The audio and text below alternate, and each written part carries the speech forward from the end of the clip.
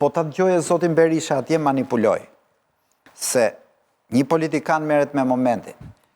Ne kemi gjatë gjithë ditës që shofim Ivanka Trump nuk shkojnë Sazan këtër, shkojnë Zvërnec. Më poshtë, po. Në Zvërnec, kjo opozit ka skemën tipike që ka 10 vjetë që denonson. Pra, bërje nxjerrjen nga ligji i zonave të mbrojtura të një zone, ku oligark shqiptar kanë blerë përballë tokat, dhe vjen një emër i madh, mbyllet dilli gjas me imer ati dhe aty shiten apartamente. Këtë opozita duhet ta denonsoj. Po pse vallë nuk e bën? Këtu vim të ajo e preqit, që thot këta ditëzit duan të kapen mas fies barit se janë si mbytur, janë ongrata akoma. Unë dhe me këtë nuk jam i bindur, sepse kush është sot kali betejës kësaj opozite?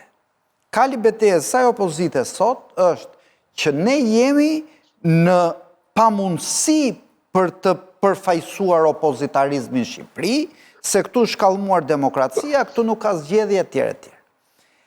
Tani këta të bëhen ndaç kundër LGBT-ve, ndaç kundër Sorosit, por nuk ka qytetar me inteligjencë mesatare në botë që mendojnë që përmes një aleance me Trumpin ti mund të rikthesh parametrat demokratik në Shqipëri.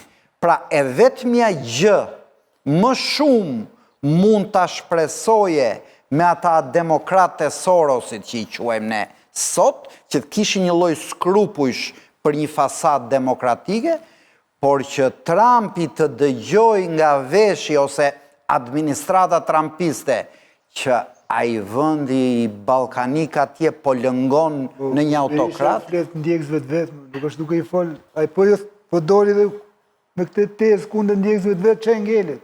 Ata me ta i mbanë që ne kena ta. Në mënyra ke drejt për. Jo, historia. Por ai po thot një gjë tjetër. Do ta themi në gazetar, ti ke të dy keni drejt. Ju flet ndjekës. Po pra, po Kryesisht. 10 ndjekës budallej që ti thuash që do na heqi Trumpi Ramën si Maduron, PD-ja do i ketë gjithmonë.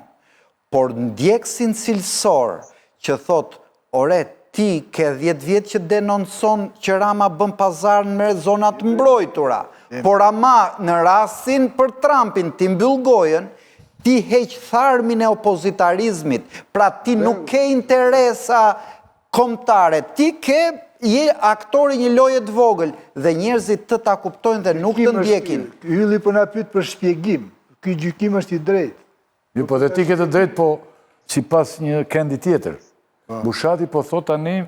Pra unë them nuk është produktive nga kjo opozitë. Si gazetar ndërsa ti po shpresoj që Trumpi një të vërtet tjetër. do rikthej demokracinë në Shqipëri. Ai po e bën, pse po e bën? Se po e bën. Po e bën. Po unë the, a fiton gjë?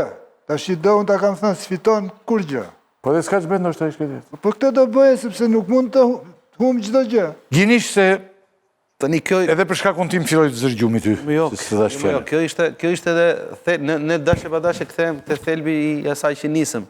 Çështja është ke kjo aleanca jon, ke kjo mbështetje jon për amerikanë. Është e sinqert, bazohet në parime, bazohet në vlera, në atë histori që përmendi zoti Nazarku, apo janë këto interesat meskine të të dyja palëve, palës pushtet e cila është e izoluar totalisht këto paktën për një vit në shtëpinë e bardhë, dhe palës që ndodhet në opozitë e cila nuk ka asnjë mundësi ta hedh nga pushteti vetëm se pret ndonjë rufe nga shtëpia e bardhë që ta ndëmojë dhe ta hedhë Edi Ramën apo jo. Kjo ishte debati, domethënë.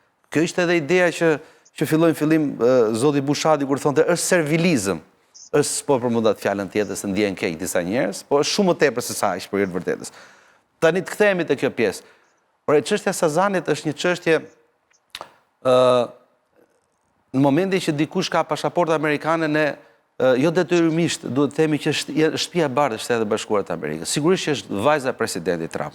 Sigurisht që është kushnëri i dhëndri i presidentit Trump. Por Thomas Friedman për shembull, dhe gjithnjë më tepër në Shtetet Bashkuara të Amerikës diskutohet kjo mënyra e qasjes që përmendi edhe zoti Preç pak më herët. Qasja që ka Trumpi ndaj Shtetit Bashkuar të Amerikës dhe botës është shumë personale, është shumë e personalizuar. Asa Friedman i thonte para pak ditësh në një artikull vet, thonte që tani nuk po flitet më për tjetë SBA-ja e para, po t'jetë Trumpi i pari. Dhe ky është problemi që unë ngrej të kjo marrëdhënia e Sazanit. Sazani është investim Amerikan, apo është i vajzës Trumpit? Është i vajzës Trumpit. Dhe jo domosdoshmërisht nuk kupton nga Shtetet e Bashkuara të Amerikës, se kështu thon vetë amerikanët. Ore ka ka Sazan fare, ka vetëm zvërnec. E dyta, po qoftë dhe zvërneci. Shite fut lek në gjep. Ne nuk kemi marrë me diçka të rëndësishme, them unë. Kështu është mbërgjit. Zoti Rakipi, edhe një vogël. Ne nuk kemi marrë me diçka të rëndësishme, se thuhet është një fond arab. Fal, po kush është fondi arab? Pse nuk i del emri? 2 miliardë. A keni dëgjuar për vëllezërit Al-Kayam?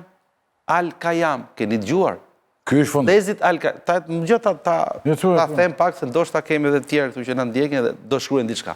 Al-Kayam janë 2 vëllezër sirian, cilët janë vendosur në Katar, kanë zyrat e veta në Doha dhe kanë financuar Al-Nusran. Kanë financuar Al-Nusran, që ka qenë degë e ISIS-it. Dhe këto do jenë nga njerëzit që do financojnë këtu. Këto 2 njerëz, po, është e vërtetuar. Ka shkrime pa fund. Ti do thuash pse s'dënohen këto, zoti Rakipi. Këtë ligjin e shkret nuk e kemi në dorë, dhe më në shkryrendi i ri që po prishtë. Batoni? 1 minutë ta mbaroj pak. Po. Në qoftë se është kështu, dhe nese mund të kemi një hetim, se Shtetet e Bashkuara dhe ndryshojmë. Marrin kthesa, atë që tha zoti Zogaj. Kanë forcën që të reformohen gjithmonë Shtetet e Bashkuara të Amerikës, sepse është cilësia e sistemeve liberale. Po në qoftë se nese do ketë një hetim, dhe do bllokohen, dhe do dalin të vërteta, dhe na dalin terroristët pronar të Sazanit në vend shqiptarëve, ky është halli i madh pastaj. Ky është halli i madh. Pse nuk bëhet transparencë për investimet? Ta lëm këtë për të mos kaluar në teori kështu. Nuk ta gjejmë në historinë e Shtetit Bashkuar të Amerikës. Nuk e dim deri në këtë moment. Jo, ky është problem. Atëherë shënoj edhe mbaje mend të. Po jo, këtë kam bajtë shënim, dhe ne do ta bëjmë emisionin nëse Al-Kayan. Që është Al-Kayani. Skupi s'kan ato. Baton, ti si e mendon tani nga sa thonë që Shqipëria fiton nga ky projekt? Sepse Sazani me thënë drejtën... Kur fola për letrën në fillim, thash që kjo është çështja e sigurisë e jo e vlerave. Nëse diskutojmë për vlerat, atëherë diskutojmë se kjo është tokë e cila i ka takuar shtetit, që është e mbrojtur e tjera. Por nëse po flasim për investime, nëse amerikanët ose sidomos vajza dhe dhëndri investojnë 2 miliard ose 3 miliard, atëherë unë nuk besoj si çështja e sigurisë e këtij vendi është e rrezikuar, sepse aty ka pas mjaft filtra për t'ia siguruar investimin një po themi perandorin thojza të Shteteve të Bashkuara të Amerikës, ose kryetarit saj, ose familjes saj. Mendoj se s'duhet as me hap këtë temë, për arsye se një investim 3 miliard nuk e bën vajza Trumpit, pa pas siguri edhe tash edhe në të ardhmen edhe një siguru investimit.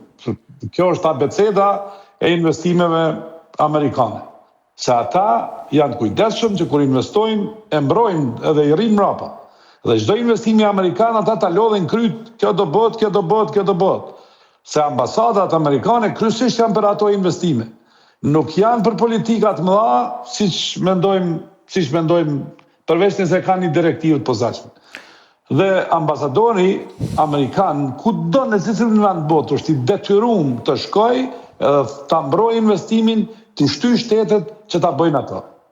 Dhe nuk kam dilema kush do që jetë mrapa, nëse janë 6 hotele në Zvërnec me ato emra që janë në projekt, unë mendoj që Shqipëria veç mirë do ketë, as kam një dilemë që investimi duhet shkojë, dhe termat morale që kanë natyrisht mrapa ato gjërat i takojnë prap do vlerave të cilat unë nuk mendoj që duhet të kenë rëndësi kur ka investime kaq të mëdha.